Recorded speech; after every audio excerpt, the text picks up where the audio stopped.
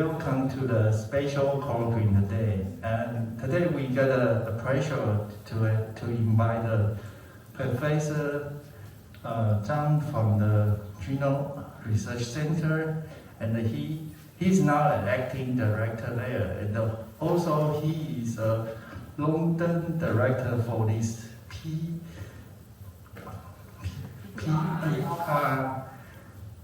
老师，你已经换了一张图了，不知不觉。所以 actually I want to look at this, but the slides totally changed. So he's also the long-term director for the program for promotion of research integrity, and he has a really long history about being a faculty at the US, at the OSU, and also the faculty at the academic Sinica. And he got a really extensive experience about these academic ethics issues.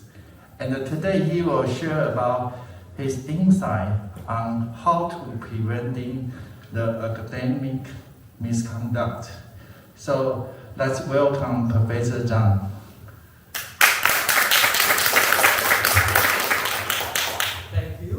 Thank you. Can you hear me very well from the back? Yes. Raise your hand. Thank you.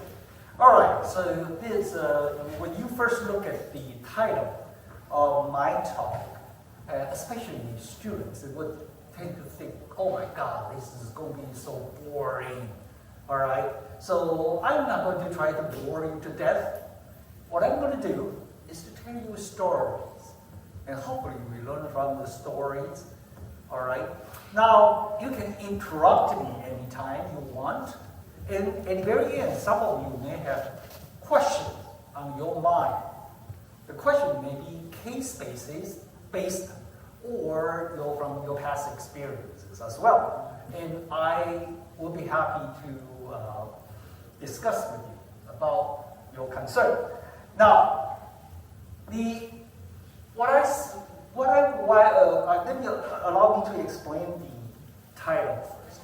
You notice that there is a word called revisited. Why revisited?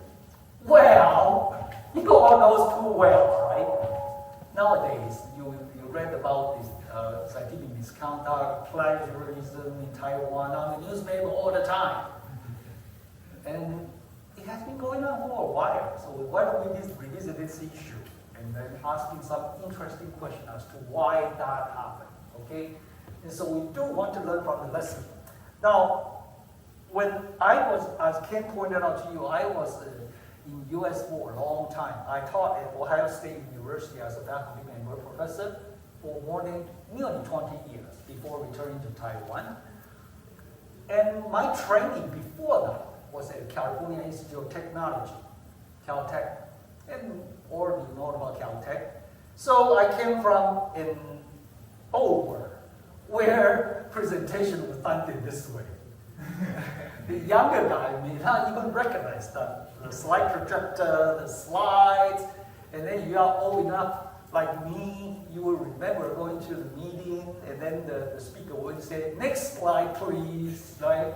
So one of the things interesting about this kind of slide-based presentation is that you have to start preparing your talk long time, because you have to make sure it's correct. You have to have the film, you have to mount the slides, and then make sure you put the slide into the right side, right way, not upside down, etc.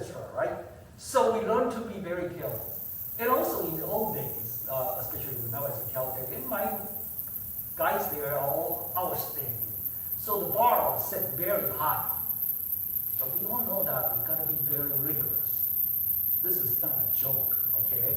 And our mentor served as role model for us to emulate our behavior, our ethics. So it had never, ever crossed my mind for many years in the US that there could be scientific misconduct or scientific cheating. It never occurred to me. But, and then fast forward some years, I decided to return to Taiwan. And the first thing that shocked me was from a news on the newspaper. Can I just take it off? Okay, so I'm far away from you. Okay, so it was reported that one of the professors in one university, in some university, committed scientific misconduct, and as a result, he was forced to retract more than 70 papers. 70. Okay, 70. And then it shocked me to a point that I said, how could that happen? And by the way, at that time, I don't have 70 papers here. Okay. And so then I began to wonder how that could have happened. And so I read the news, but I could not understand. I ended up having to ask my guys in the lab, the Taiwanese students, said, guys, please educate me. How did he do it? I did not understand. And then when they explained to me, I said, this guy should have gotten the Nobel Prize. He was so smart. I should have done something like this. Then I was going to get 200, 300 papers very quickly, right? So that was the first thing. And then subsequently, there will be another big shock. I'm going to explain it a little bit later. That was the NTU medical school professor. Okay. And then he committed scientific misconduct, he got caught, and he was forced to resign, etc. So that piqued my interest about scientific misconduct. Despite that, I have been following this field for a long time back in the US because my own personal interest. So I had ended up studying a lot more, so I become a pseudo-expert in this regard, and that's why I ended up in PPRI director for a long, long time. And no one wants to do that position because you actually need knowledge to do it. Okay. Then, before I charge into the stories and then connected the two incidents that piqued my interest in scientific misconduct, I like to first start it out to raise your interest even a little bit more by having 3 quizzes. And these 3 quizzes, you are free to answer my question as long as your answer is closest to the real answer. And I will give you an award that is $10. I know you're gonna laugh, but all you have to remember is this $10 means a lot. Because the very first person who received my $10 is Dr. Yuan Yi. At one time, the first time I gave this talk, he was sitting on the front row. And I thought he was going to fall asleep, right? But he did not. He followed attentively all the way through my talk. And when I asked the question, then he got it right. So I gave him $10. I thought he was going to return to me. No, he didn't put it in his own pocket. And then later on, I did these kind of tricks a little bit. And then in some cases, students got it. And we got so excited. And they want me to have a Photoshop with them together. And then one girl even asked me to sign my name onto that. So he said he's going to put it on to put it in the plaque. Okay.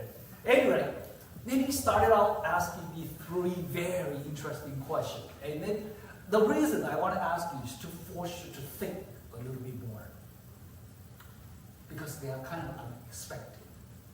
Okay, question 1. There is a professor who set the world record in terms of retraction of papers.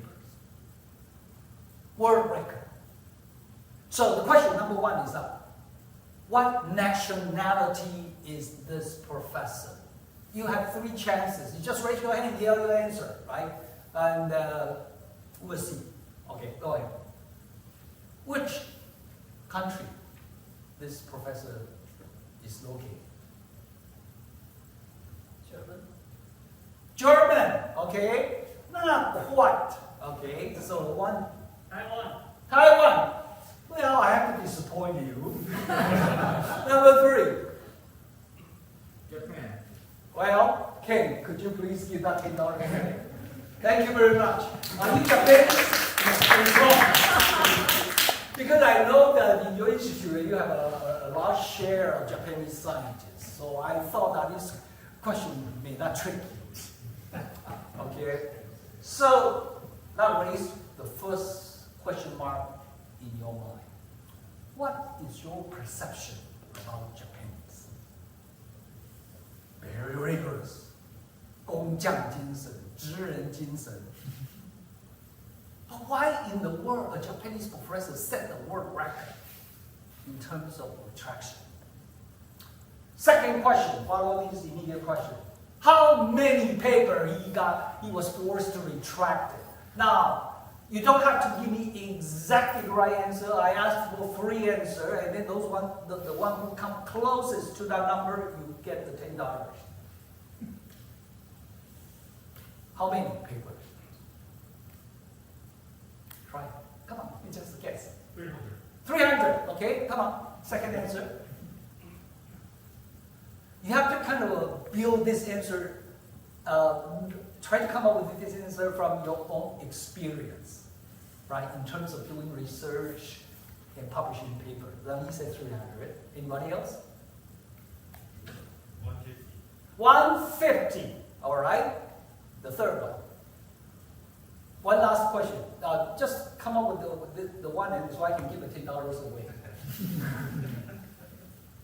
Come on.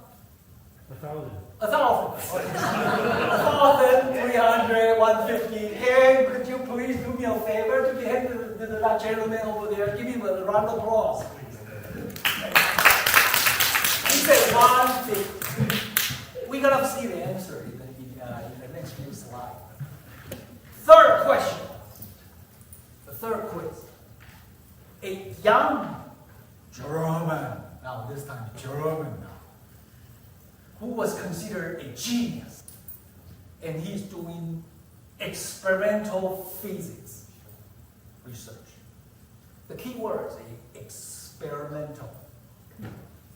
So he was so prolific that he published a lot of papers. So at the height of his productivity, what is the frequency for him to publish a paper? What is the frequency for him to publish a paper? My frequency is sometimes up to 5 years, one paper, right? So that's my frequency. So 3 chances. As a corresponding author? As a single one or corresponding author. Yeah. Or just as a co-author? Not just a co-author. He was principally responsible for all the papers he published. How many? Few weeks. Few weeks. Can you give me a few weeks? Give me a number. 2 to 3 weeks. 2 to 3 weeks. Okay, 2 weeks. Okay, I just say okay, 2 weeks. Okay, okay, 2 weeks. Okay, 2 weeks. Okay, 2 papers per year. 2 papers per year. Okay, 2 weeks. 1 paper every 2 weeks for you, right? One more. 1 paper every 10 days. 1 paper every 10 days. So who is faster? That's 1 paper every 14 days, right? 1 paper every 10 days. This lady deserved the $10. Okay, we're going to see that. All right, so let me continue with my Taiwan encounter after moving back from the US. So I said that we were very rigorous, and it never crossed my mind that we have to do any scientific misconduct. But then I was shocked by the fact that I told you that there was paper retracted. And then the reason of the paper retraction is because it's a fake peer review. So what happened was this Taiwanese professor, he himself created 300 email accounts. Everyone was under his name with different names. Then when he submitted the paper to the journal, he suggested to the journal editors that who can review his paper. And then the journal editors, like, many of them are not diligent. They are lazy. So they just pick up from the list. So all the paper coming back to him. And then his paper got accepted in 3 days, typically. So he got many of these kind of paper called fake peer review. But now, let's look at up the numbers right here. From 2012 to 2016, the numbers of fake peer review get caught. China. Well, that's not a surprise, right? We all know that. They love cheating, right? And then, but then the next one is Taiwan. But this is just because that one single guy that caused our bad reputation. Okay? But you have to understand that this is a vastly underestimated number. A lot of them have not been caught. Now, in recent years, for one example, in tumor biology, the journal of tumor biology, they retract more than 200 papers in one shot, in a single day. All this. So, when the smart guy wants to do the bad things, they can find all kinds of smart ways of doing it, right? So it's just so interesting. Now I never knew that you can do that. I had only one email account. That's all I have. All my years, right? So now here's the National Taiwan University's College of Medicine. Big professor Guo Mingyang published in Nature Cell Biology. Those who have a little bit knowledge about biology, he published 80 papers under the Nature Brain. Big deal already, right? So it's almost like the Taiwanese newspaper is going to report it on your thing. That's pretty pathetic, but it happens. So this is a big deal. Taiwanese newspaper covered it, and then it was very quickly pointed out that there's a lot of problem of this particular paper. All right, and then NTU formed an investigation committee and searched that, and then find out all the problem. And now I'm going to get back to that, show you what was the problem. Okay, so then it immediately raised the question in my mind. I know Dr. Guo is a handsome gentleman, soft-spoken, charming, very powerful, okay, very well established. Why he want to do that? Why? He is not a struggling young PI like him, okay? He needs paper. Why do you want to do that? I put this question in your mind, you think about it, because we're going to come to that point. Okay? Now, so, I would like to then formally begin my first story. This is a story about a Nobel laureate, David Baltimore. David Baltimore got his Nobel Prize at the age of 36. He was considered a legendary genius. And rightly so. Okay, he was brilliant, absolutely brilliant. Not only in science, but also in the policy-making inferences of the field as well. So he, in 1986, and I want you to pay attention to the year, the time. 1986, he published a paper together with the University of Chicago, a young assistant professor at Tufts University in Boston, in cell. Now, cell is another big deal in biology. The CNS, Cell Nature Science, that was considered the three most influential or impactful journals in biology. Cell is a huge deal.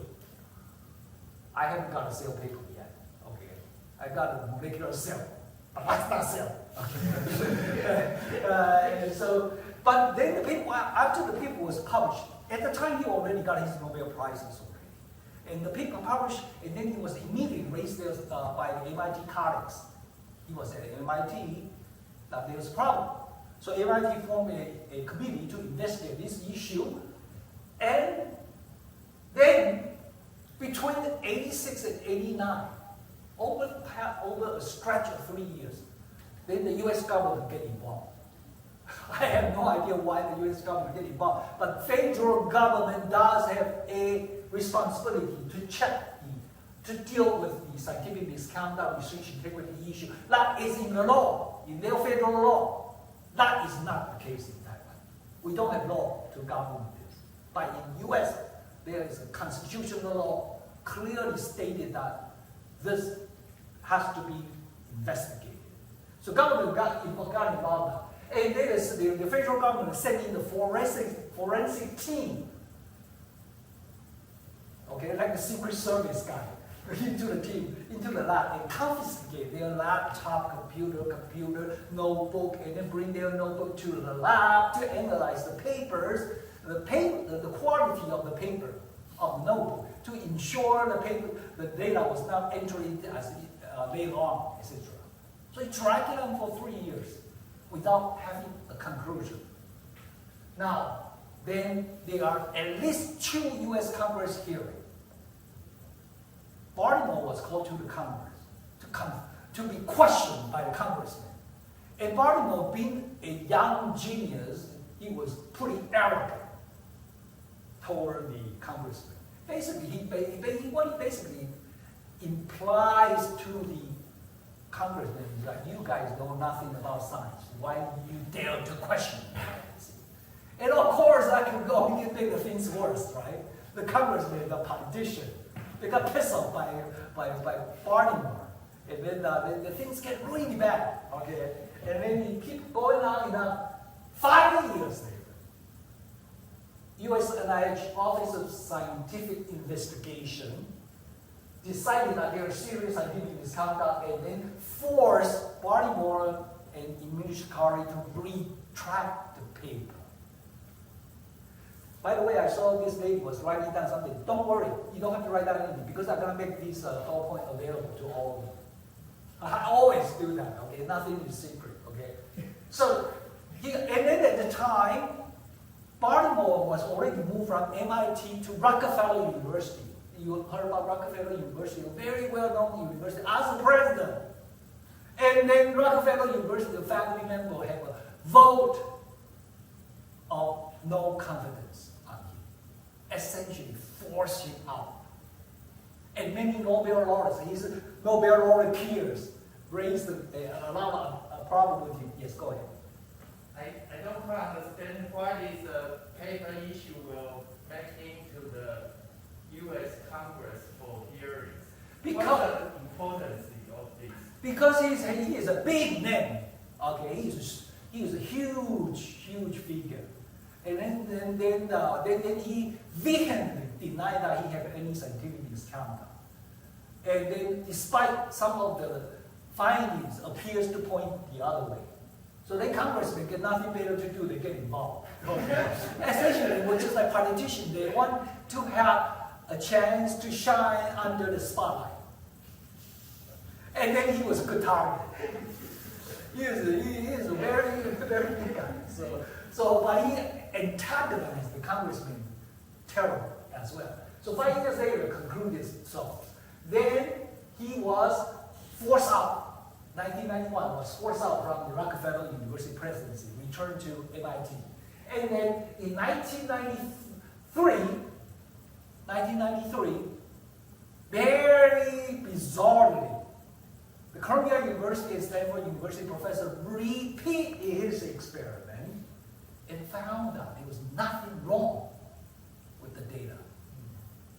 Then the debates continued, investigation continued. 1994, the NIH Office of Research Integrity concluded that their data fabrication as well as covers up. But Baltimore still refused to admit there's any problem. Okay? At the very end, after very lengthy, nearly 10 years investigation, Department of Health and Human Resources overturned all eyes of the verdict, proved that Baltimore was not guilty.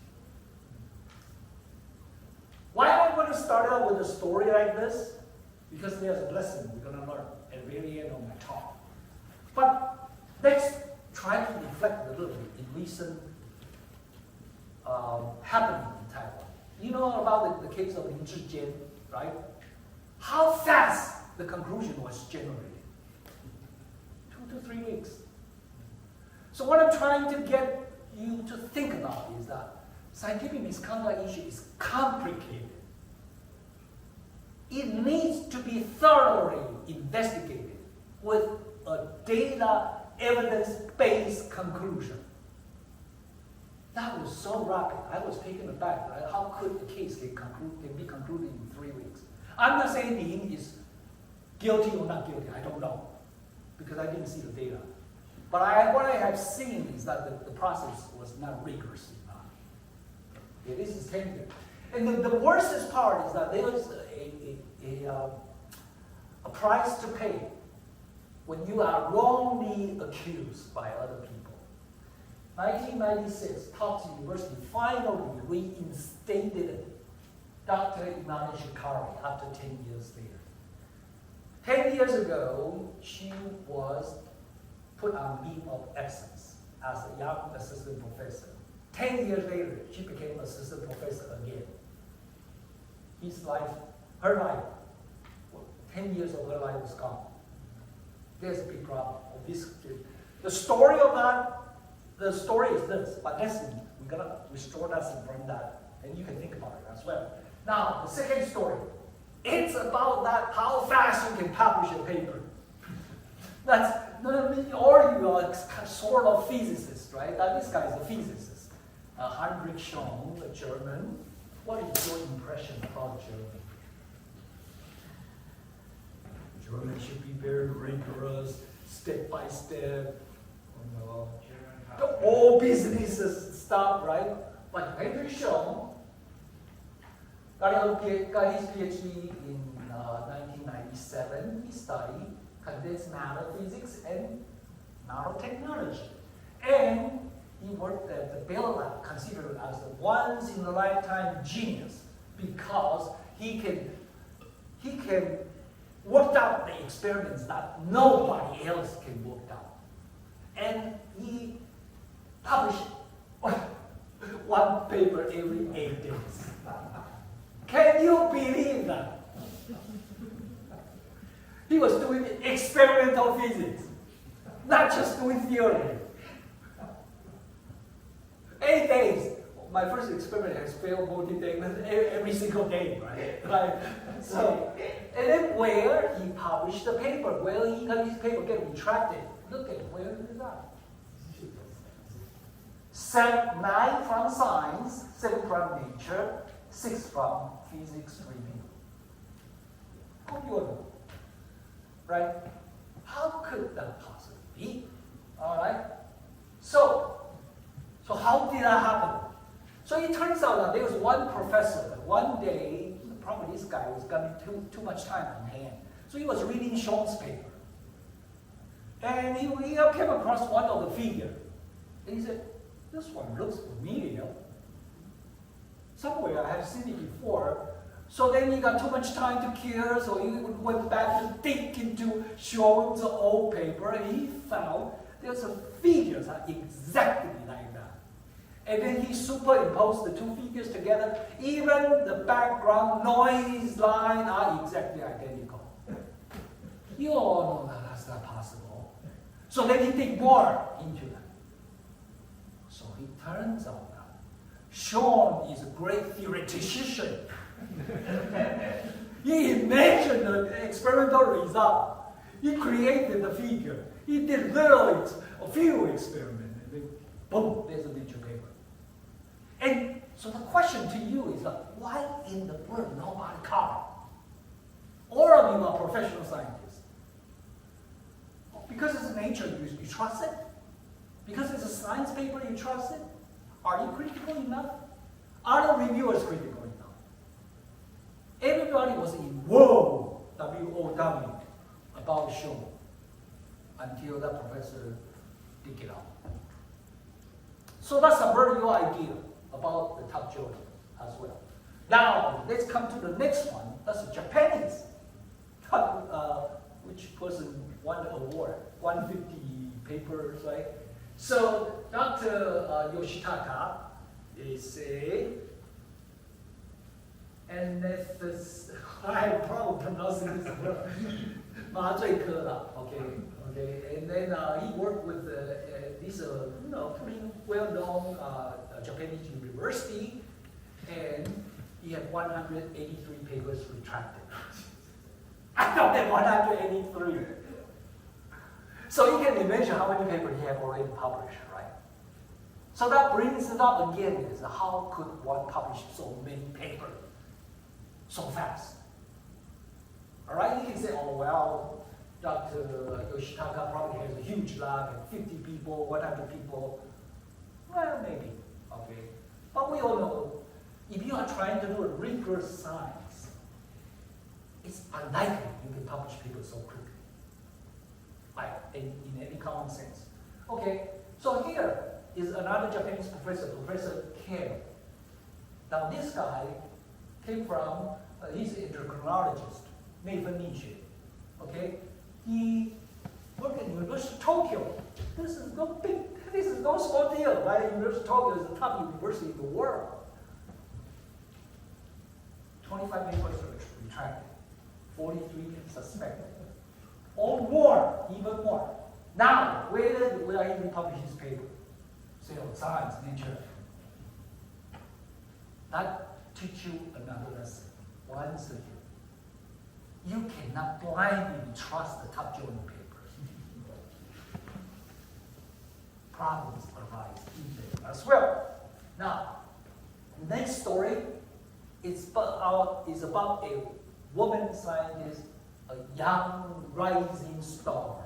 And I happen to have connection with her. Not because I have done legitimate Misconduct. Because the reason is because she was a rising star in the RNA field. You all heard about RNA, okay? And I'm an RNA biologist. So we have connection. We met in the conferences. She was always very brilliant. She speaks so well, so eloquently. And she's so persuasive, she's so charming that every university wanted to hire her. Okay. And she was young. She was eventually recruited in the University of Wisconsin-Madison. Nearly bypassed the assistant professor to associate professor step. She did a very short assistant professor, and he needed to get promoted to associate professor with tenure. And we all thought that she was just fantastic.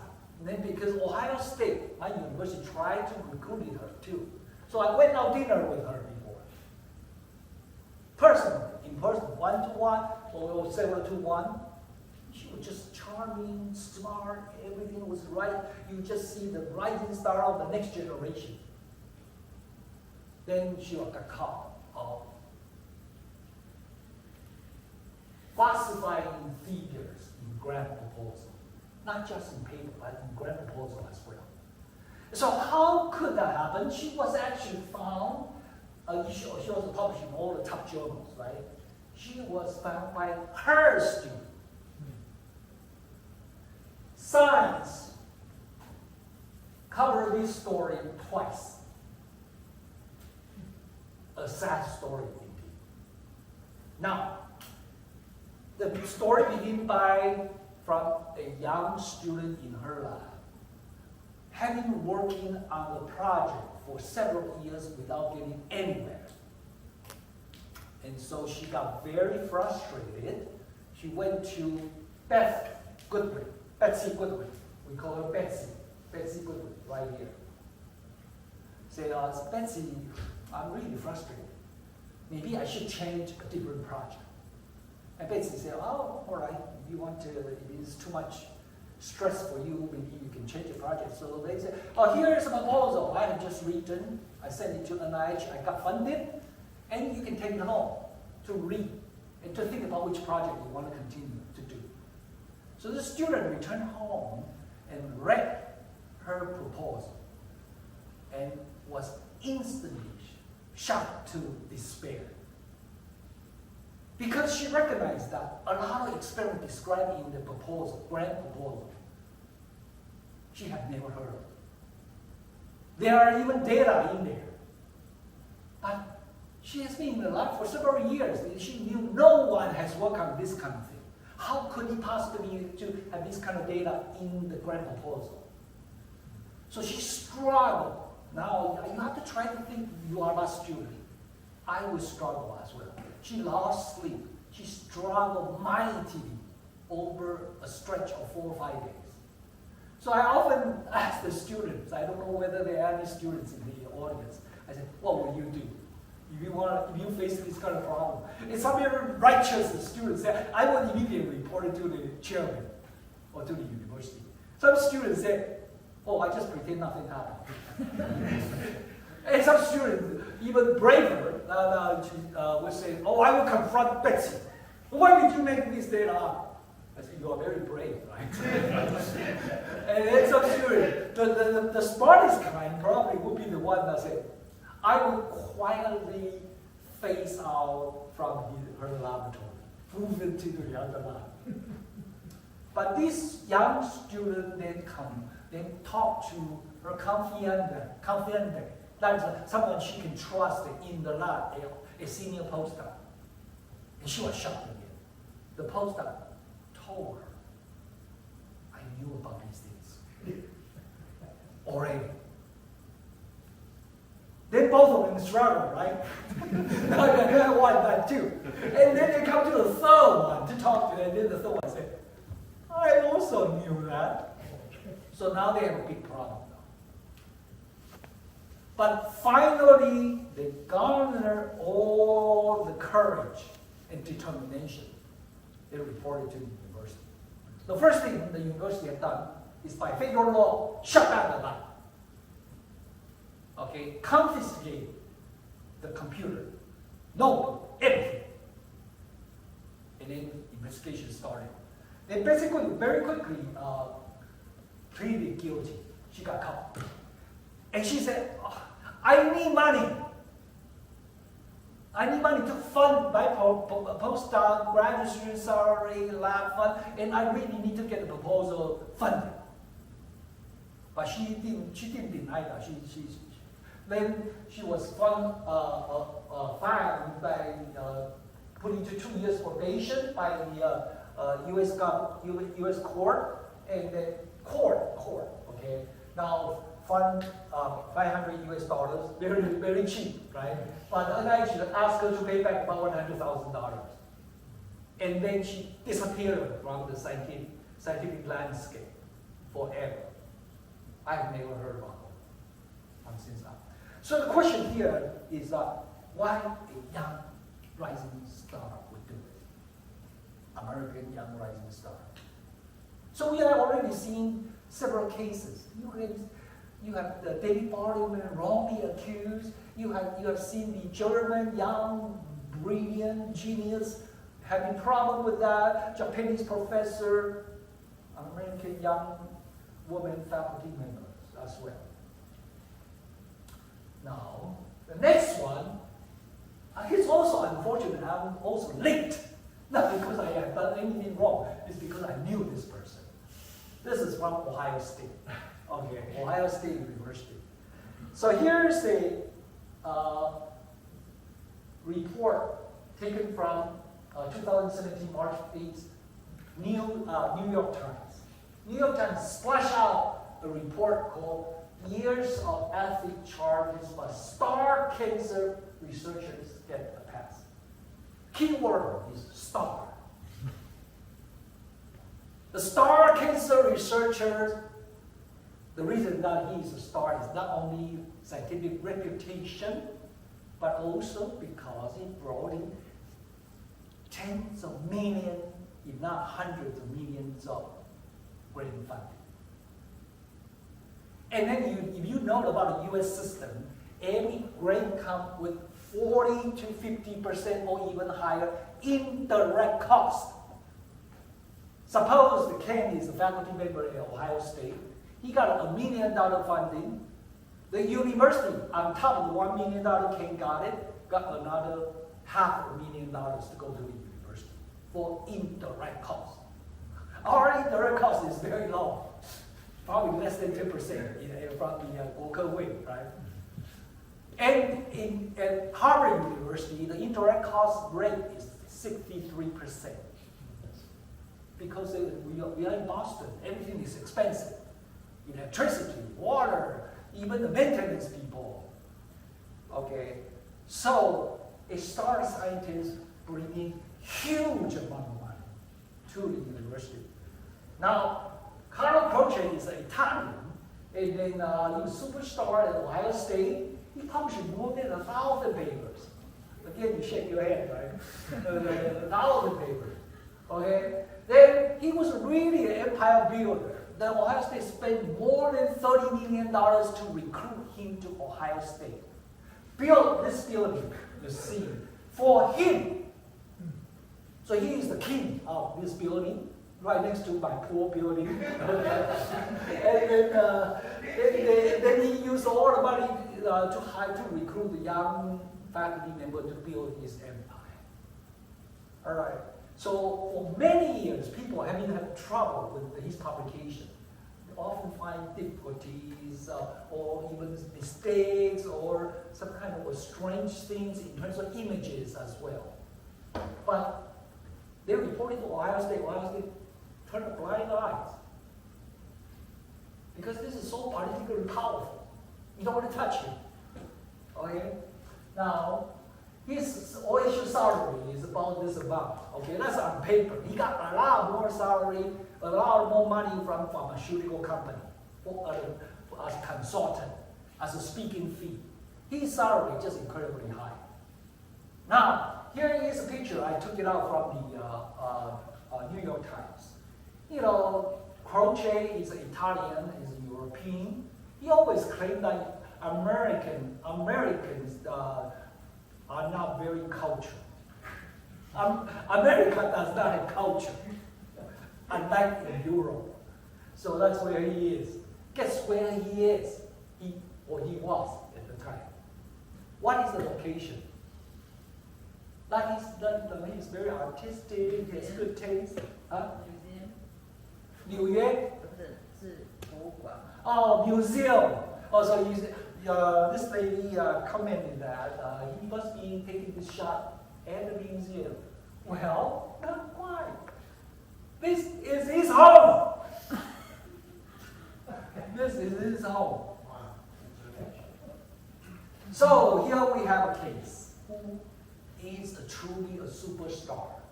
Who has a reputation as a U.S. National Academy of Science member, who has published more than 1,000 papers, who have tons and tons of money. So why is doing that?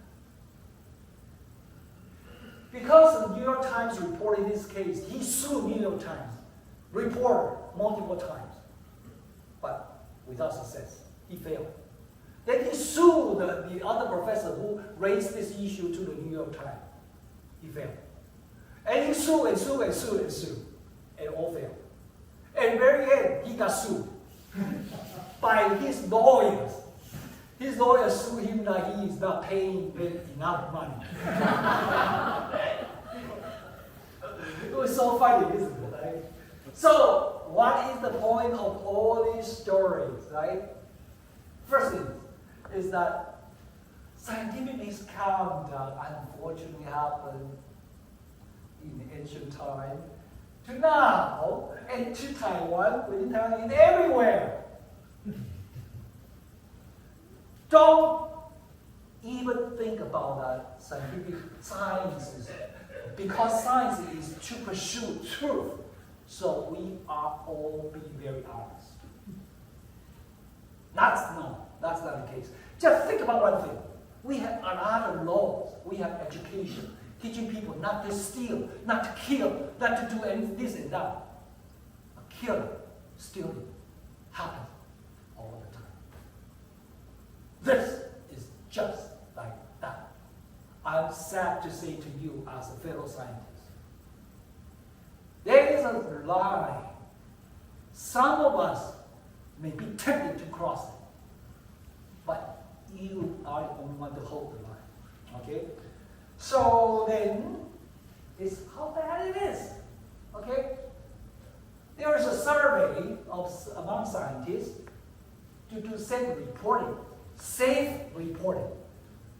And the question is have you conducted any scientific misconduct? And Ken, of course, say no, right? Only 2% of the scientists admit that they have committed scientific misconduct, but that is an underestimate. Now, here's a more interesting result. This is from a paper, published in 2 papers, 2011, 2012. I have all the citations, so I'm not doing scientific misconduct. It turns out that a lot of academic research in medical researches. More than 90% of the academic data cannot be reproduced in pharmaceutical company. So what does that tell you? The academic scientists beautify their data. They massage their data for publication. When it gets to the real thing, when pharmaceutical company want to produce drug based on this knowledge, they repeatedly experiment, none of it could work. That's real. And so then you can then begin to ask the question, okay, besides this kind of reputational, ethical issue, is scientific misconduct have any real consequence to the human society? I will tell this one single story, and the answer is a resounding yes. Merck, a big pharmaceutical company, big pharma, produced a drug called Vioxx, a painkiller. Supposedly it can substitute or replace morphine, and then without causing addiction. So if you have a drug like that, it would sell like a hotcake. Everybody wants it. Of course, Merck's, because of this Vioxx, they make tons of money. Okay, but soon, within less than 2 years, it was reported that people who are taking this Vioxx drug develop heart failure. And very end, and statistics tell us that more than 55,000 people died prematurely because taking Vioxx. And then Merck has to prepare $4.8 billion for a lawsuit or to settle down with the plaintiff. Okay. Now, you then can imagine the question, so how in the world then Vioxx got through FDA, and US FDA, Food and Drug Administration? You have to get approval to get onto the market. It turns out that what happened is that when the Merck was preparing the document, which typically is like a tracker document, okay, for FDA. And you know, in drug tests, you have a lot of human trial, right? Phase 1, phase 2, phase 3, and then you have to recruit patients from all ages, from all ethnicities, from all kinds of different backgrounds. So the data would not be beautiful, right? Actually, the data you imagine it would be messy. Right? Some people will respond better, some will not. So you draw the line, they will be kind of all over the places, right? So then you have to end up taking p-value, right? And then the p-value is less than 0.05, and then you say, oh, that's good. They say 0.005, that's terrific, right? What Merck has done was that they immediately inconvenient data point. So at the very end, it looks good. FDA had no way to assess their raw data. They look at their data and then they say they have to trust it. We all are, right? When we review paper, we trust the person is not cheating us. Science is based on trust. And that's why it happened. In fact, Merck already knew that can cause problems, but they never reported. So they really got into trouble. They got people killed because of this particular problem. So scientific misconduct can cost human life in medical, especially in medical research, right? So then we look further in of one category of scientific misconduct, that is massaging the images, beautifying the images. So you would tend to think all those people, if there is the same proportion or frequency or falsifying the images, then the more paper you publish, you would tend to find more image manipulation, right? The more paper, the more image manipulation, which is generally true. When we look at this diagram, published in 2016, the y-axis, just thinking about the frequency of finding the image manipulation. The higher means the more image manipulation. This is number of paper. To the right now is probably a lot of paper. So in the ideal diagram, you will see the blue lines right here, right? The more you publish, the more image manipulation you're going to find. But let's look at the numbers a little bit in detail. Look at who are about the line. Okay? India, and then you say, well, understandable. China, understandable. Taiwan, we are not really feeling too well. So that is something that we have to reflect on ourselves, how honest we are. Now, so let's ask the final question. Why? Why did they do it? No, I did a lot of soul searching and think about the issue. And in the end, I boiled it down only two reasons, two categories of reasons. Number one is desperation. Young student, postdoc, desperate to get paper published, desperate to get their PhD. Their first 5 years experience, none of them worked. And then in the 6th year, you failed again. In the 7th year, everything worked out. Desperation. Young assistant professor, desperate to get grant funding, to get tenure. Otherwise, they get kicked into the street. All these kind of promotion and tenure issues. He's desperate about the job losses that forced, somehow tempted the people to cross the line. So can we explain a part of the reason? Well, how about the other part? Think about Carl Crouching, right? He has everything. He wants something else, prestige. He wants to stay on top of the world all the time. Once you're up there, you don't want to come down.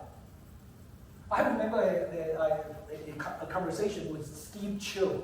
I don't know some of you know about Steve Chiu. We got a Chiu, Zhu Liwen. Yeah, he got a Nobel Prize at a very young age. But he once commented, I heard in person, he said, once you are up there, you don't want to get down. Okay, but he was reading, but he didn't have any scientific misconduct. Okay.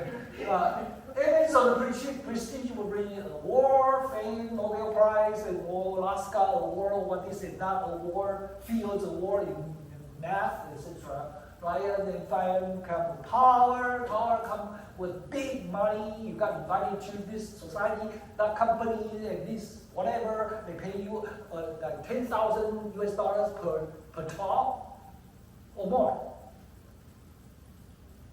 And you just roll it bigger and bigger, right? Okay. So that was the reason. Now let's now briefly go over some of the three categories of scientific misconduct. The first one is plagiarism. Plagiarism is basically copy and paste, just steal, right? You steal people's writing, you steal people's figure, what and what, then just do that. And we all know that you shouldn't do that. And we don't want our students to do that. And we now have software to check that, like turn it in. Here's the software. So we all know that's quite clear. But what many of you in the audience don't know is about safe plagiarism. Safe plagiarism. 自我抄袭. So what do I mean by that? Okay, for example, here is a review paper I spent 3 months writing about. I struggled mightily reading through hundreds of papers. It was exhausting, totally exhausting. After that, I refused to write any review paper. Just so much, it took so much time. So then the next one, I come up with a research paper. So I had to write an introduction. So I got lazy. So what I did is I just copy a little paragraph, right, and you put it into my new paper. Then you may ask, so what's the problem with that? I wrote every single word myself. I used it again. But that's safe plagiarism. Safe plagiarism have two main issues. Number one, it does reflect your laziness, intellectual laziness. Number two is about copyright. A paper published in A journal that may own the right of your writing. B paper examiner B, that may own those things. What if there is a conflict, right? So that is the major problem. And the third problem is that your intellectual laziness may cause other people to imitate. Your students and the follow you, they just copy all my own thing, moving around, right? The 理智间 is the issue, right? So in these cases, we have two students simply using the same kind of languages or same words. And one having the thesis first, one having the thesis later. But they come from the same, they all say that they came from pretty much the same source, same kind of a 民意调查, whatever, right? So if they had done it right, they should have returned it, rewrite it, right? So then there would not be a trouble. But they don't.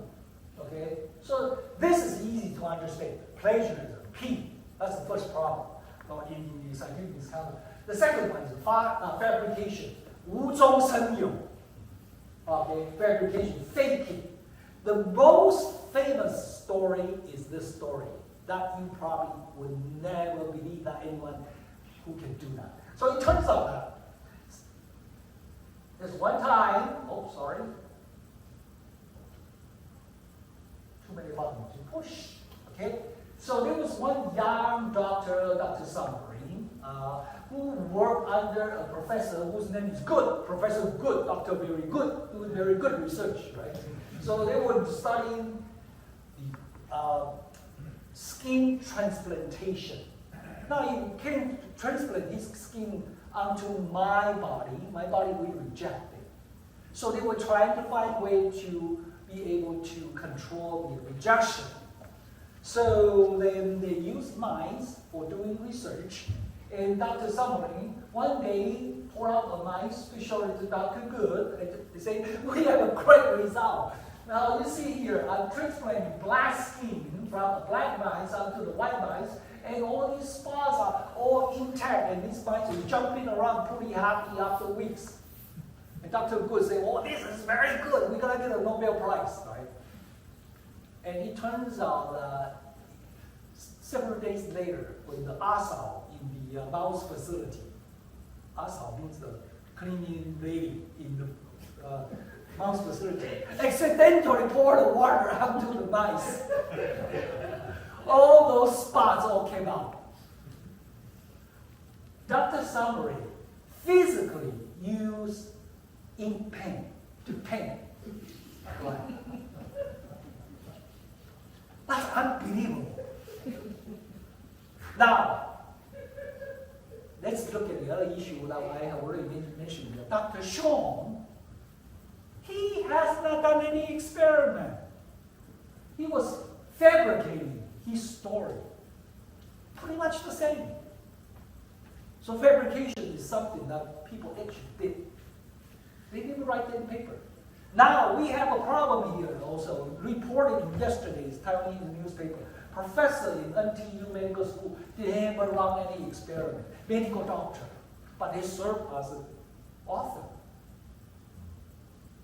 So although they did not fabricate the data, but how could they deserve the authorship? Now we will come back to that particular issue. So that's the second category of the scientific misconduct. The third category is more common. That's falsification.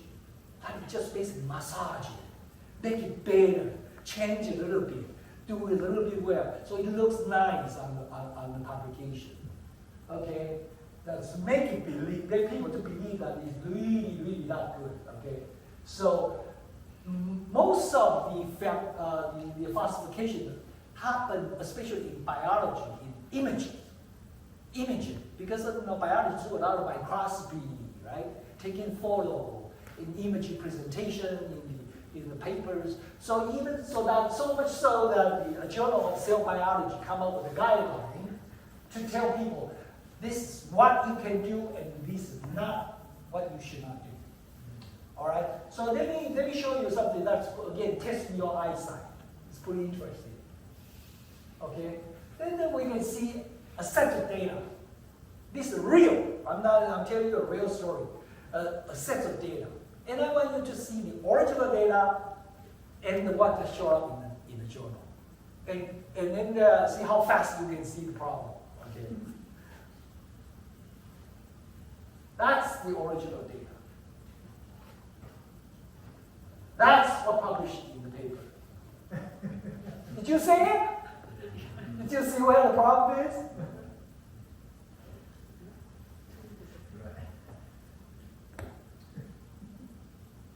People did this. Okay, so that's a falsification. Make believe. Now, then there's another set of data. Don't worry about what means pain, individual pain, what does it mean, etc. Basically, this is 4 images subjected to different time of exposure. Okay, you have 1, 2, 3, 4. 4 was the one get reported to the journal.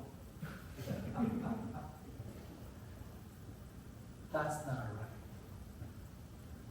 right. A good scientist should present the whole picture rather than cherry picking the data you want to show. 4 is different than cherry picking because there's only one band. But in the original data, you clearly see there's a background here and there, right? Even this band disappeared right at this point in time.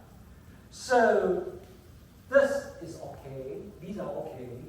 These 2 are not right.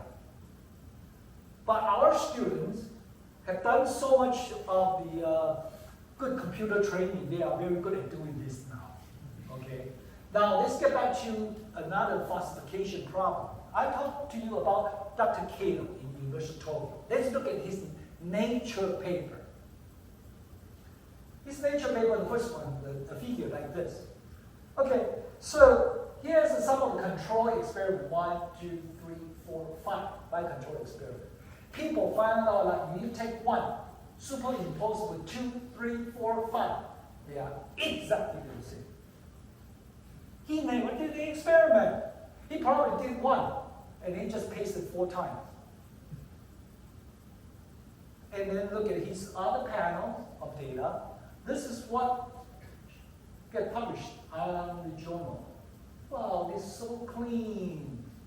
And then this anti means what? It does mean antibody. Cavity. That means different type of antibody. This is so beautiful. Because when we biology run the experiment, we expect antibody can be dirty, so you can have a little bit background here and there, and they are not behaving exactly the same, etc. But they are all so beautiful. But then when you take their images, put it into the Photoshop, and then turn on the background, and then you can begin to see here. There's 1 band, 2 band, 3 band, 4 band. It turns out all these of them are identical. He did it once. Paste, paste, paste, copy, paste, copy, paste, copy, paste, copy. And that is Nature paper. Reviewer didn't detect that. In Dr. Cato, probably he himself didn't know either. I don't know. Okay, I'll come back to Dr. Cato. Why that happened? So that's falsification. Okay. Now, I often they suggest that we have to be careful about that. Now, this is a retraction of a JBC paper, Journal of Biological Chemistry, published by Dr. Guo Mingyang's lab in NTU's medical school. So what I want you to do is look at the yellow color word. You don't have to read the whole thing. The same images were used to represent different experimental conditions. Different experimental conditions will result in different images, right? But same images. And then, so this was duplicated, reuse. Unbelievable. How dare they do that? In the top Taiwan University's medical school. And the first author of this paper was later becoming the vice president of the NTU Medical Hospital. He was a medical doctor, and that is the problem in Taiwan. Because medical doctors don't have time to do research. So they ended up trying to pay someone to do the research for them. So they insert their name into the paper. So they get promoted. They become assistant professor, associate professor, etc. That is the problem here in Taiwan. So when this person, the first author, who later become big, was investigated, he insisted that he did not commit scientific misconduct. And the investigator was very bewildered by his answer. So why is that? You are the first author of the paper, and then you said, here or there is a retraction. Why you didn't commit scientific misconduct? He said, well, I did not do any experiment. He was honest. He didn't do any goddamn experiment. But he was the first author of the paper. And then you read from yesterday's news, right? That was related to something to that. That is a problem we have to solve in Taiwan. In US, how did they solve the problem? They allow the medical doctor to apply for research grants, and the grant can budget their clinical hours. So they can use this money to pay the university. The university will free them from the clinical hours to run the experiment in the lab. That's how they did it. But our local budget is tiny. So they could not possibly pay their salary, right? So it's unsolvable at this point in time. If you really want deep, very deep into our medical college system, you go to the second line, third line medical school, I tell you, if I look hard, they will collapse instantly. And they buy papers.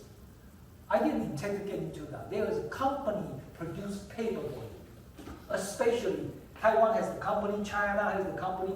In recent cases, there's one journal retract more than 500 papers in one shot because all these papers get produced by paper mills. 论文工厂. You pay the money, they will make it up for you. You get your name onto it. Can you believe that? Okay, all kinds of problems right there. Okay, so then another one is cherry picking. I pointed out is falsifying the data. Instead of, I just showed you that this is original data right here, and this is what's going to put it out into the paper. So what happened?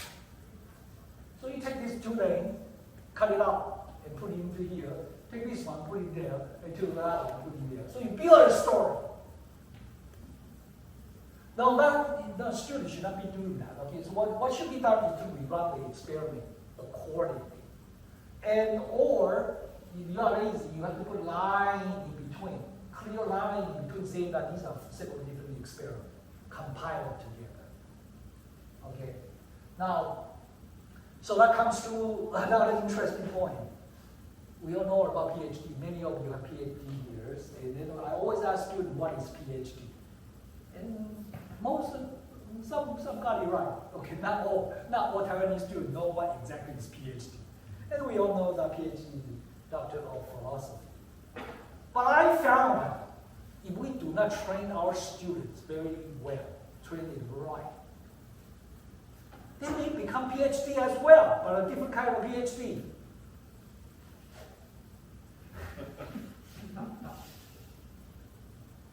So it's our responsibility as a PI to train the student to do the right thing. Okay? To avoid scientific misconduct. Now, another problem of falsification, I think you guys will know better than me. It's about computational problem. So we are in the big data age. We are we are drowning in the big data, right? So then the people get presented and then you sort of kind of trust them, right? I told you that science is based on trust. You trust people, how they calculate their data, how they compute their data. But there's a policy paper published in Science in 2016 advising people who are dealing with big data should at least do the following. Okay?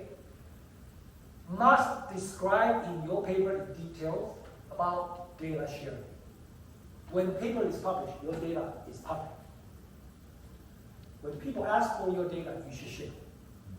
Number two, you should tell them what software you use. You develop some software. This software must be shared as well. Number 3, you should describe your workflow. How do you do the calculation? How do I make the cutoff? What is the threshold? Okay, so that people can repeat your experiment. And then number 4, like you should tell people your detailed computational environment.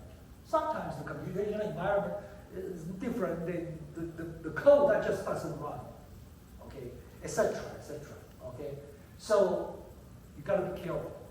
So I always told my graduate students and postdocs, say, as a scientist, we want to trust people, like I trust Kim, but I have to be suspicious as well. I have to be. We cannot blindly trust people. We have to keep a curious mind, something that may go wanky. Okay. Now if you publish a paper that contains an error bar, okay, to this particular audience, I don't have to explain too much. Error bar has many different meanings, so you should tell people what kind of error bars that is. You should tell them that's descriptive error bar or is it inferential error bar. So when I submit recently, in the past 2 years, I submitted a paper to Nature Sister Journal. You got accepted. We were happy. But it ran through the first round of review, and it came back with the statistician's criticism. They used statisticians to look at our data, and then analyze our data, and then told us we didn't calculate it correctly using the right program under the right condition. They wanted us to recalculate using the right way to do it. Luckily, it didn't make a difference. So you have to be aware of these things, right? If you submit a paper to the journal, now the journal will install a statistician to look at your data. So you gotta learn the statistics well. And 中研院 have a 统计合作社 in the Institute of Statistics. So if you have any statistical issue, you can contact them. They can offer you advice. You can sit down with them to talk to them. They can offer you advice to do the right thing. Now, here then we follow on to come to another issue: authorship. Who should be the author? So then I used to ask people in the audience, what do you think should be the author, etc. And then people just say, those people who have done the experiment, those people who do this and that, they should be the author. Those people who have written the paper should be the author. Yeah. And then I asked the following question: who should be responsible when there's a problem? And then some of the very righteous guy, they would say, everybody is equally responsible. You, we are all co-author. So this paper's problem, all of us are dead. Okay. All right, I agree that can be right. But let's look at this paper. Okay, this paper has 5,154 authors. He eventually got the Nobel Prize. Okay, it's a physics paper. Can you debunk every single one to share exactly the same responsibility when the paper was found to be false? It's impossible, practically impossible. Because some of them will be engineers, some of them will be computer scientists, some of them will be electrical engineer, and physician, chemist, or whatever. And then they did a little part of this, a little part of that, and they work together based on trust. So here is another lesson you should learn. If you want to collaborate with people, you have to trust the people. So because you have to trust the people, you must learn to pick the best people to work with that you can trust. Don't put somebody who is shaky or shady, and that can get yourself into a big trouble. This paper, I was very curious. I was wondering how this paper was presented in the paper copy. So I was looking into there, and this is what I found on the authorship page. Okay, so the authorship page is last for 24 pages is long. And the text of the paper is 9 pages. So this is, of course, an extreme. But that tells you that in this era, of collaboration, cross-national collaboration, cross-country, cross-continental, and cross-discipline collaboration. Sometimes a paper is a product of many disciplines.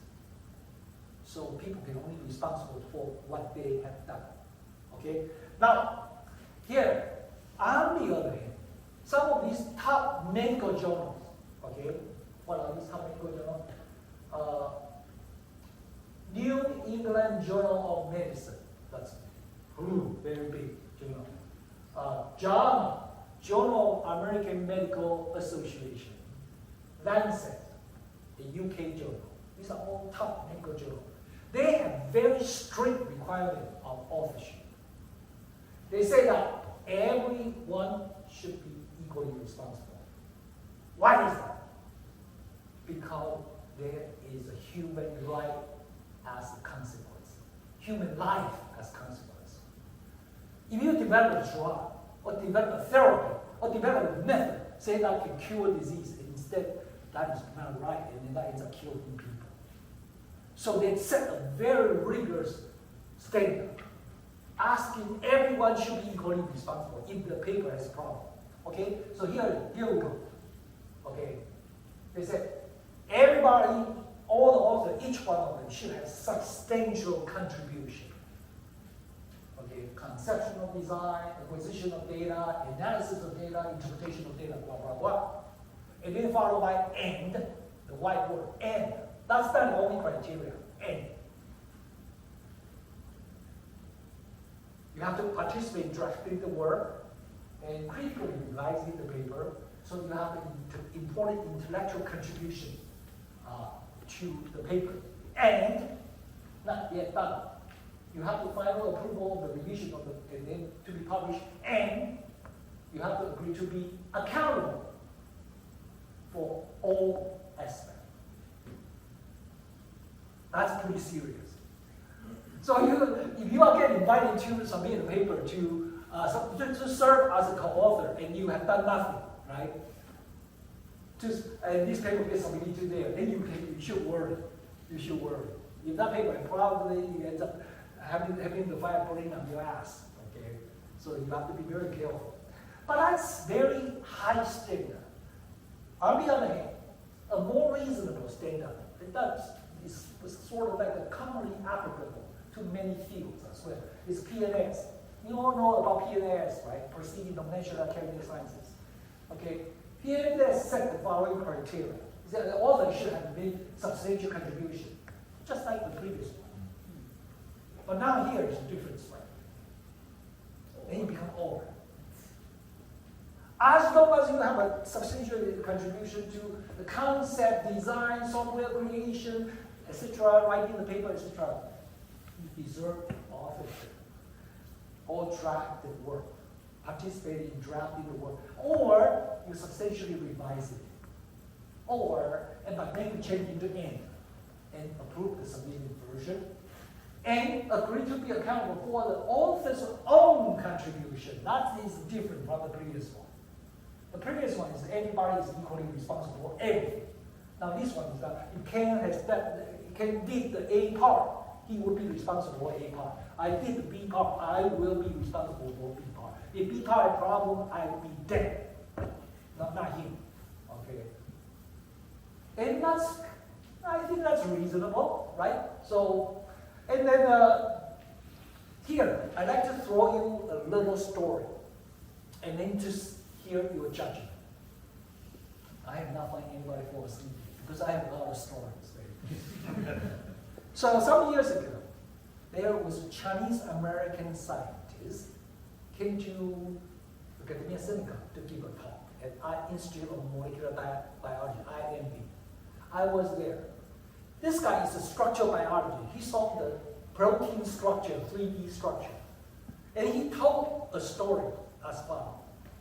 He said he was trying to solve this protein structure for a long time, struggled for a long time, and eventually they solved most of the part of the structure. And it's a very important protein, so if he solved it, his paper get into Cell and Nature Science, right? And he was a great scientist too. But at the very end, they solved most of it. But there's a tiny little part at the center of the 3D structure. That is almost like at the center of the catalytic site or active site of the protein. The structure, although was resolved at atomic almost like an atomic level, but he could not place something, assignment of chemicals into it, chemical structure into it. He has so much trouble, he couldn't put it in. He cannot record that something looks like that. So one day, he was tired, so he called his dad at Beijing. His dad happened to be a retired biochemistry professor from Beijing University. And he said, "Dad, I have this problem. I couldn't sleep. So I could not solve this problem because this block right there, I just don't know what it is." And then his dad said, "Hey, describe to me in detail what it looks like." So he did. So then his dad said, "That structure is X." He's really that? You have not even seen the picture yet. You said that is X? He said, "Yes. Go back to the lab tomorrow, redo the calculation, and rematch exactly the structure I'm telling you." And it turned out to be that. His dad was right. The paper got published in Cell. So he put his dad's name on the authorship. Do you agree? Do you agree or do you not agree? Whether his dad deserved to be an co-author of the paper. Those who agree, raise your hand. We have a pretty good agreement because that's a major contribution. That's an intellectual contribution. That's a key to the paper. Okay, let me throw you another scenario. Okay, I'm going to take Ken for my victim as a guy. So, assuming Ken, just for a minute, Ken is a biologist. Okay, he's not, right? So he developed an antibody, raised an antibody. That takes several months, sometimes a year to do it, if he's lucky. And then he used that antibody to do a lot of experiments, published papers on in the public domain in the journal. And I read his paper, Ken's paper, and I said, "Oh, that antibody is very useful to me." So I wrote to Ken, emailed Ken, and said, "Oh, by the way, Professor Ken, I saw this paper. This antibody would be very useful to you. Will you be willing to send it to us? We want to do the following experiment." And Ken was very nice, surprisingly nice. He said, "Fine, no problem. But whatever you do, you have to put my name on the paper. You agree? Do you agree or do you not agree? And what is the consequence of saying yes or saying no? Does he have any major contribution, intellectual contribution in this case?" The journal stated that when a reagent is published, it becomes a public domain. Anyone who requested should be able to get it. But Ken asked for a co-authorship. Well, clearly that's not right? But then I asked the students, "What will you do?" He said, "I would say no, just go fuck yourself."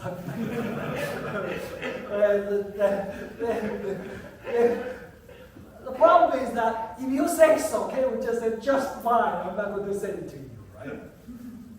And what are you going to do? You're going to write a letter to the editor to protest, and generally the editor will not spend time on this kind of thing. They're too lazy to do that, right? So then you have no antibody. You got nothing to work. Then you can raise the antibody. It takes you another year, if you're lucky. So we have this dilemma. So many of us end up saying, disgruntledly say, "Oh, right, okay, I put you on the paper." But that's not right. That's unethical. Okay? Now, finally, the PNS also say that when the question was raised about your paper, you should be responding to those questions. on your part of the experiment. Okay? So who should not be the co-author? Not put it the other way, turn the table around. That should be easier to understand whether you should be a co-author or not. So those who are ghostwriter. Oh, I'm terrible in writing English. And my guy is my friend is an American guy, so I asked him to write the paper for me. So my American friend said, I want to be a co-author. No. There's no major intellectual contribution. And so the other thing is that the other way is the following. I am a big shot in heart disease research. And Merck want to publicize or try to sell their drug to deal with the heart disease. So they wrote a review paper, compare drug 1, 2, 3, 4, 5 from different companies. And then at the very end, predictably, the conclusion is Merck's drug is the best, right? They wrote an entire goddamn review and then approached me and said, Professor Chang, we respect you so much. So can you serve on this paper, serve as a corresponding author of this paper? Why you don't have to do anything? And we pay you $50,000 US for doing that. That happened. Okay, ghostwriter. Now, honor, big cheese, okay? Because you are a small potato. So you want to send a paper to the top journal. You worry that will get instantly rejected as have been done in Nature in 4 hours. Your paper get rejected, right? So you try to put a big cheese thing onto it, hoping that you get a chance. And big cheese doesn't do anything. Or those who are having more money say, okay, you are a small potato, right? I'm a big guy, I got a lot of money. You need students, right? You need funding, right? I'll give you the money. You can pay the student. But from now on, every paper I want my name onto it. Or those who are the chairman, department director. Sometimes, this especially in medical school, that happens. That's why the big shot medical doctor, medical professor sometimes have hundreds of papers. And you wonder how they could publish so many papers in such a speed, because they just said it. Any paper getting out from my department, I want to be on it. Okay? So those are all unethical, but it happened. And then this one I explained before, provide reagent, right? I give you a reagent, so I want to be the author. Okay? In the Australia, so this kind of wrongly assignment of authorship is a scientific misconduct. It is defined as a scientific misconduct. But in US, it was defined as an ethical problem, not scientific misconduct.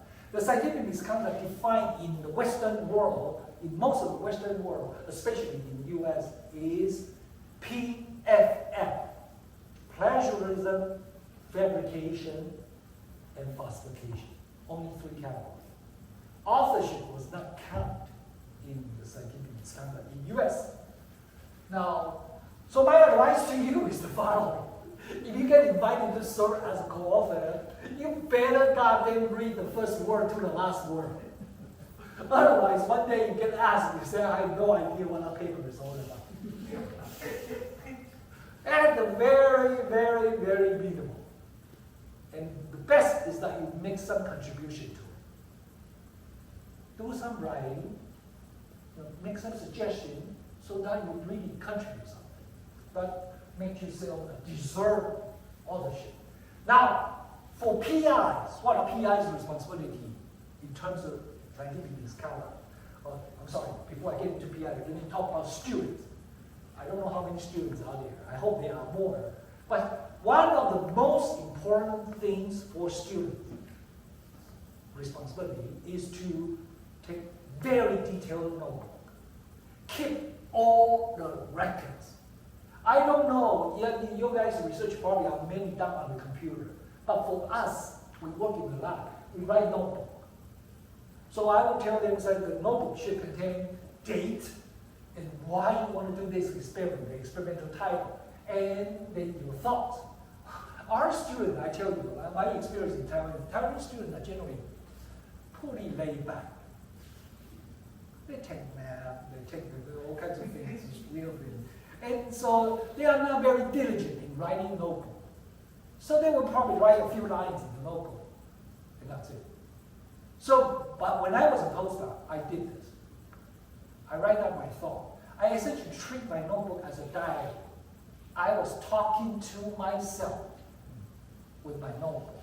I wrote down every thought I had, why I want to do this experiment. The rationale is this and that and that. So that 15 years later, when I look at my notebook, I know exactly what I was thinking on that day. I practiced it. I can show you my notebook. That was almost like this. Okay? So our students don't do this at all. So you see this guy, during the first day, he was just thinking. He has done no experiment whatsoever, just thinking in the notebook. And then in the second day, he kept planning. He was planning his experiment. He did no experiment. Thought process. So I told students that when you are working in the lab, you should not rush into the lab and rush to the bench to do the experiment because the experiment will fail. If you don't think about it very carefully. Okay? So then he was planning for the whole second day about experiment, did no experiment until the third day. Okay. And then so then one of the most important parts is to keep the raw data. So for example, we have this kind of number, we wrote it on a notebook. You guys is probably on your computer, right? And then we have this kind of picture, the raw data, all have to be kept. And I told students why they have to do that. I said, at the minimum, you're protecting yourself. If one day anyone accuses you of scientific misconduct, there's something to prove. You recall the first story I was telling you about David Baltimore. The Secret Service people went into Baltimore's lab and Emilio Shikari's lab and then confiscated their notebooks and analyzed the notebook. You want to protect yourself. Okay? So keep all the notebook. And then here, at the very end of the experiment, a series of experiments, he wrote down his discussion. He wrote down his thought, why this experiment failed, or why it works, and how can it be improved, and that. So it was just basically a whole documentation of everything, every little detail. And I told my graduate students that when the paperwork is not done, your work is not done for the day. And Taiwanese students love to practice paper towel notebook. What do I mean by paper towel notebook? They run the experiment, right? And they change some of the condition. And so they find a little real observation, and the notebook was nowhere to be found. So what? There's a paper towel, right? Pour the paper towel. They roll out the paper towel, and then just, at the end of the day, they just throw it into the notebook. And then, of course, 3 days later, that paper towel disappeared, right? So I told students, never practice paper towel notebook. Lots of them, okay? So then, here is something that to keep you aware of. There's a website called PubPeer. That's where people can post comment, criticism, or accusation of particular paper. You gotta be careful because some of the people use this, weaponize this thing. They use to attack their enemies. Ken, I hate Ken.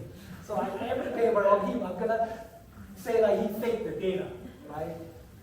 You don't have to believe everything was on the PubPeer. Now, PubPeer sometimes serves its right purpose.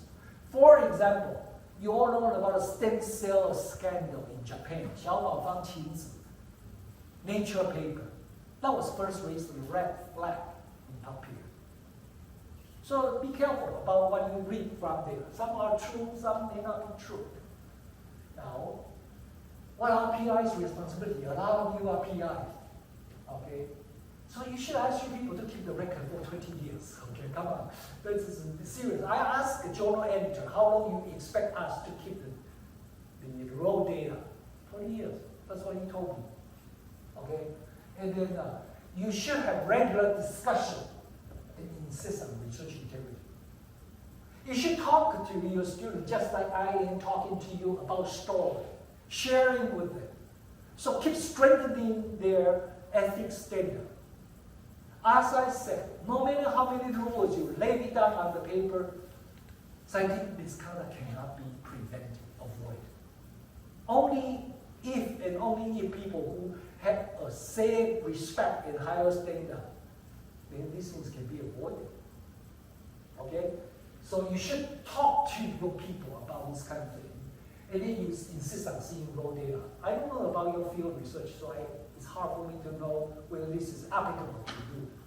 Because we have to do a lot of work, and some are raw data, eventually we combine them all together into one figure. Some PI never look at the raw data, they look at the final data only. And the student can play tricks on in between. Okay? So when my student wants to publish a paper, I cross every finalized figure with the raw data in great detail. I do that to avoid myself getting into trouble. Okay?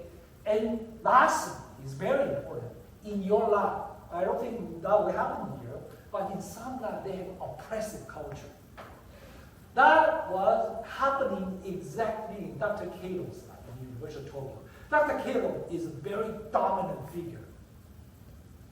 You know, the Japanese samurai, right? So what I say is yes, right? What you say is bullshit, right? And so that is his personality. And so he would have already preconceived the data, the end result, the end story. Just like Sean preconceived the end story, the end point, and he created something in between, right? But Dr. Kato was not shown. He did the experiment, his people did the experiment, but he was super confident. He said, I think the theory goes like this, so when you do the experiment, you gotta get this. And then in biology, more often than not, that's not the case. Okay? Biology is just so complicated. Okay? And so the student would run the experiment and then try, and he didn't get to just like Dr. Kato expected. After the third try, well, then Dr. Kato asked the student, so what do you get? He said, oh, I got this one. He said, why? Why did you get this? Oh, you're so dumb. You're so stupid. You're so incompetent. And all the people before you can do that. Why do you can't do it? Do it again. And student went back, run the experiment, same. And they get yelled at. And they get yelled at.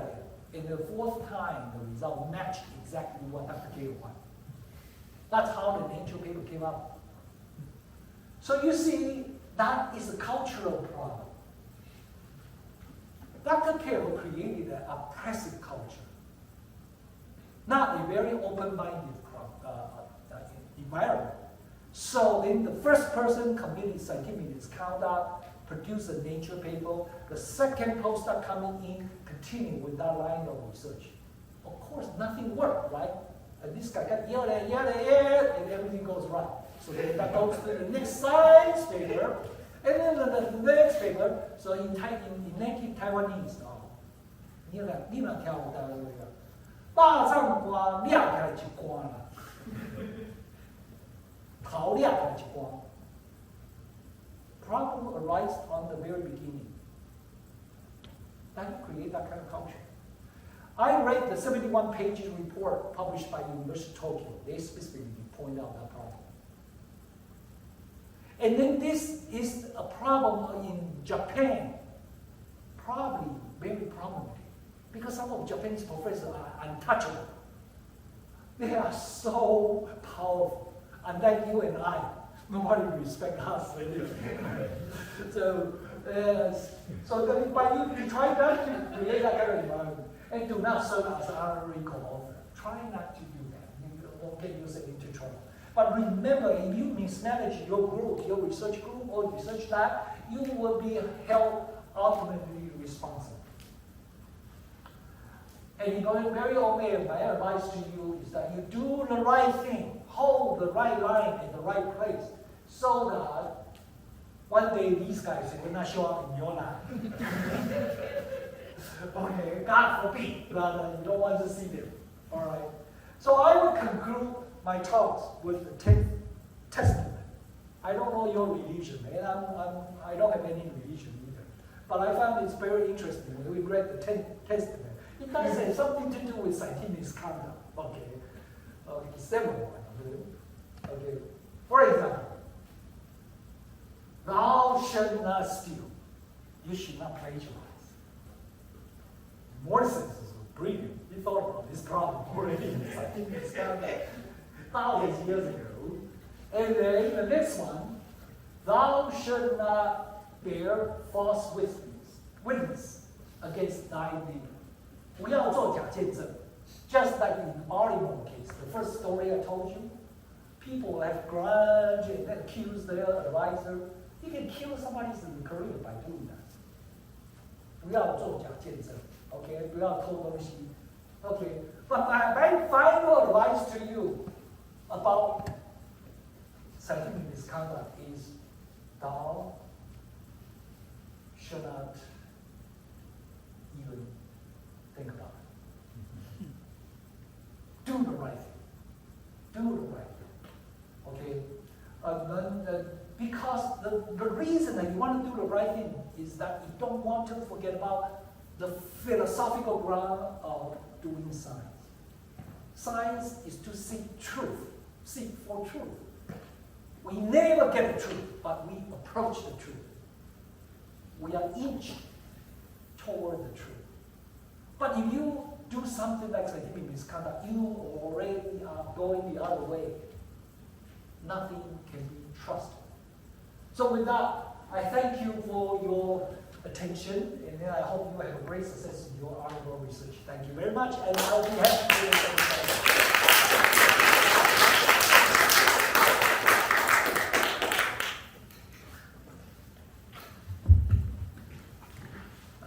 Thanks, Professor Chang, for this very wonderful and insightful talks. And now we have the Q&A section. And wondering anyone has a question about Professor's talk or other thoughts or comments. Even if you have a question, not in the rain, I have covered, that's fine. Outside of what I have to cover, because I think I can answer your question. I've been dealing with this issue for a long time. 有没有问题？有没有问题呢？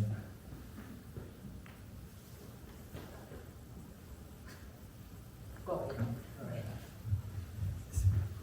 Okay, actually I have one comment rather than a question. Okay. So when you talk about self-plagiarism, you say the reason of not doing it is first, that shows your laziness, and also you show other people that's fine to do it. Yeah. I think there's another key reason. Yes. That's the credit you get from your work. Yes. If you publish one piece of work twice or 3 times, you get double credit, triple credit. That's not fair.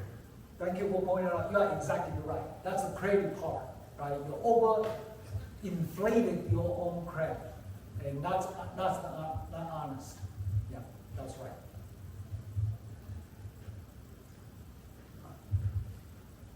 Oh, here's one. There's one, and there's another one out there. If something happens, like a professor asks you, say, I want to be on your paper, and the paper should be. I couldn't hear it. Can you hand her the microphone? So it has happened that a professor asks a student, saying, I think the author's list should be in alphabetical order, and the professor happens to be starting with a C, and student's last name starts with L, so the professor becomes the first author. So it says, this is unethical, clearly, right? So if something like this happens, where do we report this? Okay, so in different field, there are different conventions. In some field, they start with alphabetical order of authorship, but in most fields, no. But in general, if a professor that is fair-minded, then he or she has to carefully analyze the contribution of individual and then put it in accordingly. So you are saying that in that case, does the student have any recourse, or no? So what happened is that the paper got refereed and report came back, and the student decided to give up this paper. So that was a happy ending. So the student decided to give up because his credit was not worth. Right. So that was a happy ending. The authorship issue is complicated. It can be very complicated. So let me throw you another scenario, okay, to think about. So there was one student coming in who worked very hard on a particular project for 3 years, nothing worked, but he had tried hundreds of different conditions. Then the second student is coming in and then pick up that project and then think, oh, the previous student had tried this and that didn't work, so I don't want to try that. Then he tried something new, and quickly he got it to work. And in the very end, the paper get written up. Do you agree with the argument the first student should be on the authorship? See, that's tricky. I would be very generous if I were the person who is running the lab. I would persuade the second student, say, there's a reason I want to put this one into it. To give appropriate credit to this student. Okay? But then if the second student disagree, then you have a trouble because they're gonna fight.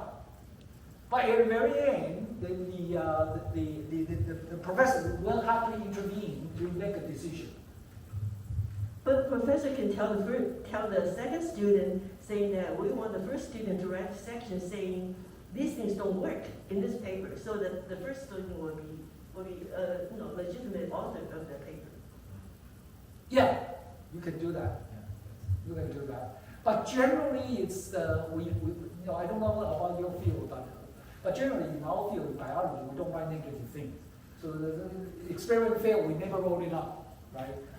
So that is our field-specific problem, right? We cannot say, okay, we tried this, try that, that didn't work, and then we end up doing that. And then by the time we get the paper published, approved by the journal, they cross it out. They just pick it up. They don't do that. So we understand that. So you're right. If we can do that, we do that. So the second student can be rightfully credited. Now, I want to be a generous person, but recognize people who have contributed. Okay, you have one question? May I ask questions in Chinese? 中文没有问题，翻译嘛没问题。因为我是中研院。哦，好。然后我想请教一下那个研究员，那就是关于在学伦会方面台湾的做法，就是像是如果现在已经在职的教授们，那过去可能在升等方面，如果有遇到类似以违反学术伦理做升等的那些论文产出的话，他可能没有办法继续升等，就是会取消他的升等嘛。那如果是现职教授被发现他可能在硕士阶段或博士阶段的论文是有违反学伦的话，那目前台湾的在这部分的处理有可能会是如何？谢谢。台湾的处理基本上都不是很严重啊。当然就是我举个例子来讲，像德国的 politician 很重视 PhD， 那他们有常常被发现 PhD 造假。faking the PhD work， 但他们就被把那 PhD 拿掉，但是剩下的就是舆论，就是 effort， 对不对？那台湾的教授，如果你说有发生学术造假，他硕士只带学生造假，现在是教授，我想这个我也不晓得怎么办，对不对？那我们看到的，你注意看清。昨天报纸报这个台大医学院的那个 case， 他们只是惩罚他们用钱的方法私相授受，但是另外一方面有关的所谓那个学术造假的事情都没事啊。我想这个就是一个其实in a way this is a cultural and philosophical issue. We are not taking very seriously. Okay, in U.S. there is a federal law governing how the investigation should be done. In Taiwan, we don't have that law. So it is very hard to investigate any scientific misconduct issue. You cannot go into the lab, say go into my lab and say, okay, I want to confiscate your computer and confiscate your notebook. So what law you have to base on for your facts, for doing this, you can't. Right, so maybe I don't think I can answer your question in a yes or no, or very black and white answer.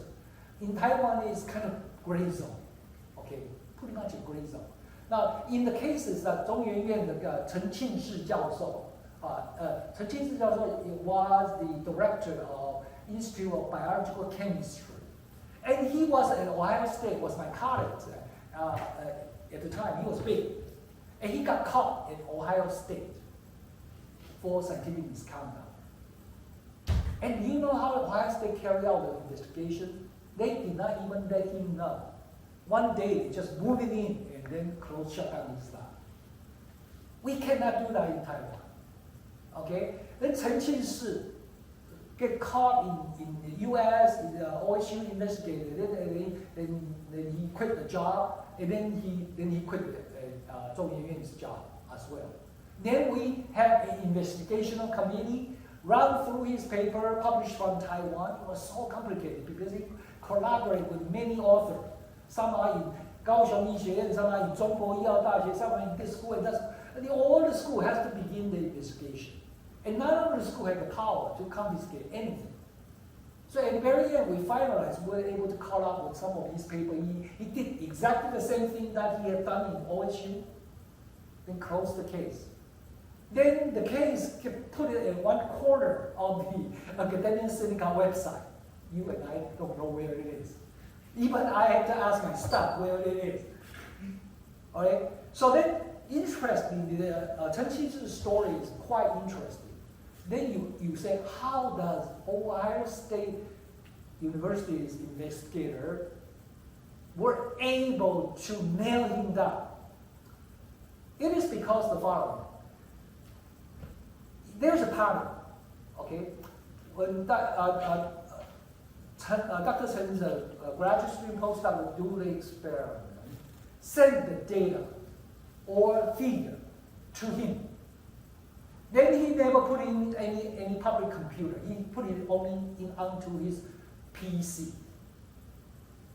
Then for every change on your computer, there is a hard wild date that can never be erased.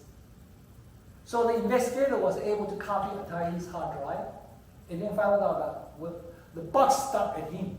That is, the figure comes in, he modified it. And then that went to the journal. And the investigator asked him, so why did you do that?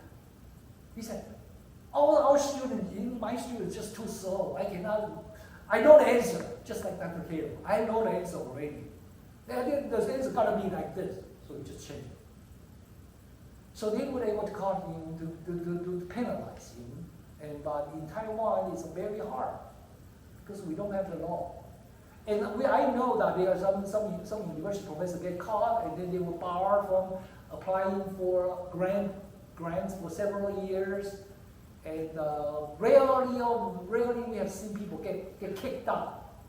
Okay, in the professor, Taida's professor, Guo Mingyang also quit the job himself. He actually was not fired by medical school. He quit the job. We have a lot to improve. A lot to improve. Yeah.